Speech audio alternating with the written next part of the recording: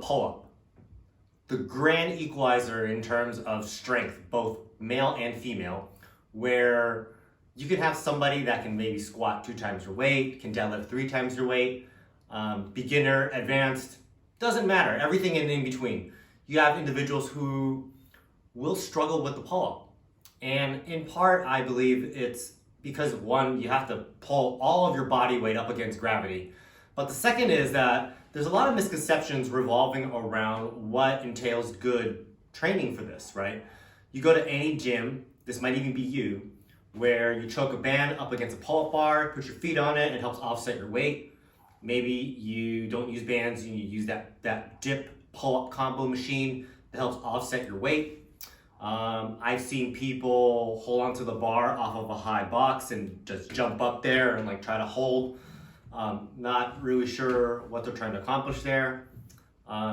Maybe you're the type that likes to use the lat pull down, but inevitably you put too much weight and then you end up looking like you're doing a row from that position. We all know that person who ends up rowing and they are this far back. And so what I'd like to do with this series, if this is you and you're struggling to get that first pull-up, because in all the years that I've coached people, I tell everybody going from 0 reps to that first unassisted one is gonna be the biggest mountain you climb. Because everything after that, whether you wanna go to just 5, 10 reps or more, it's gravy from there. It's all downhill. But getting that first one is the most challenging. So if this sounds like you and this is something that you want to work on, I hope you follow along and that you find all this information useful. For all intents and purposes, we're going to assume that you're not nursing any kind of injury. So no type of elbow issue, no prior shoulder injury. But it doesn't mean that you can't ever do this. You just need to address these issues first, and then you can come back and this all applies to you. The first thing I like to look at on anyone is, do they have enough internal rotation? Because this is very important later. If you don't have enough internal rotation, you're probably not going to be able to do flexion. It's pretty easy. I won't even waste any of my clients' times, because if I put them on my table and I rotate them and they're stuck at about 10 degrees, we're not getting up there.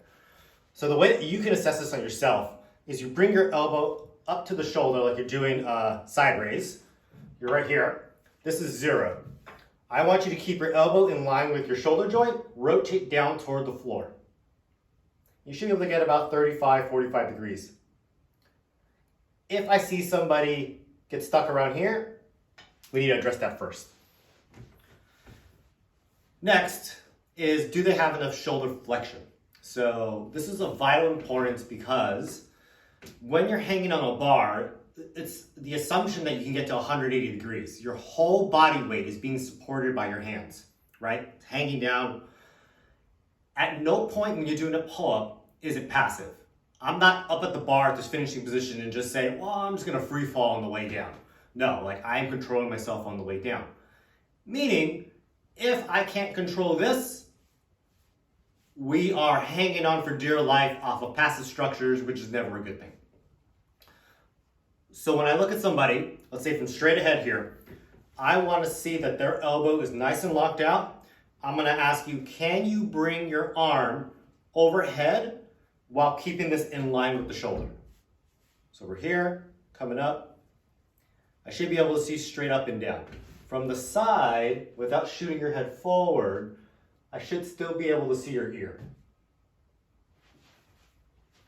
If you can't do that, we need to address that first. We need to figure out why you can't get to 180 degrees. If you're lifting your arm up, you may notice that somewhere around here, you may have to start bending the elbow. And you might start feeling a lot of tension through this tissue. And that's telling us this might be the limiting factor. If you start feeling some sort of sharp pinching sensation throughout the shoulder, this may indicate that we have some type of capsular issue going on. And that's, again, something that we need to address. Lastly, what type of pull-up do you want to do? Do you want to do a standard pull-up, which is palms facing away from you? Do you want to do a chin-up, which is palms facing your face? Or something in between, like a neutral grip? If you're doing a pull-up or a chin-up, you need to be able to have enough supination, which is forearm up, palm up, or pronation, which is toward the floor. If I'm trying to do a pull-up, what I want to see on somebody is we'll start in this position, right? Palm facing up, arm at 90-degree angle. Can I rotate my forearm over and get it parallel to the floor? Like so. If I cannot do this, we are likely to see elbow and wrist pain. Why is that? It's just like a push-up. If I'm trying to get over all the way here like this, and let's say I'm stuck here, I'm going to have to create a lot of motion at the wrist that maybe it's not designed to do. I'm going to have to put more strain on the elbow, and I'm probably going to have to rotate my shoulder to make up for that lack of rotation at the elbow. So this is of vital importance that when you're hanging on a bar or doing a push-up, or a bench press, really most motions where you have to be like this, you have to be able to get that elbow over.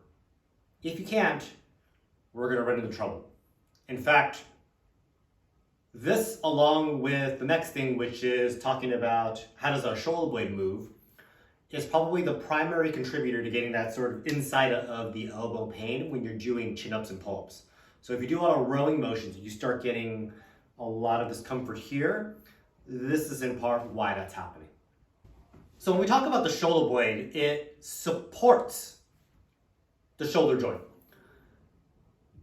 When you're moving, what you want to see is that as your arm is going, or as your body is coming down, your arm is going straight, the shoulder blade should upwardly rotate and protract, meaning it should stick towards your the back of your rib cage. As I'm coming down to this finishing position, which is where we're going to spend the majority of this section, if I can't get retraction, which is shoulder blade going in, and posterior tilting, which is the shoulder blade going on the bottom side, sticking to the rib cage, we're going to have issues. So what you end up having is sort of this winging position where the bottom part pops off, and externally, you'll also see somebody who can only get to about here. Maybe they get their shoulder to about the level of the bar, but they can't get here. They can't pull it back. Because essentially the cue I like to give everybody is, as you're pulling a lat bar, as you're pulling yourself up to the top of a pull-up, bring the top of your chest to the bar. This is important because as I get there, I'm getting that motion that I want, right, from the shoulder blade. But if I'm here, I'm going to end up rolling forward, and this is sort of like I'm trying to just pinch everything. But this, again, is not where you want to be. So when I coach a lot of my clients, what I tell them is, this is the feeling you want to get. I tell you, put your hands behind your back, or behind your head, and then pull your elbows as far back as you can. So the feeling you get here in this position is what you should feel when you're doing a row or when you're doing a pull-up.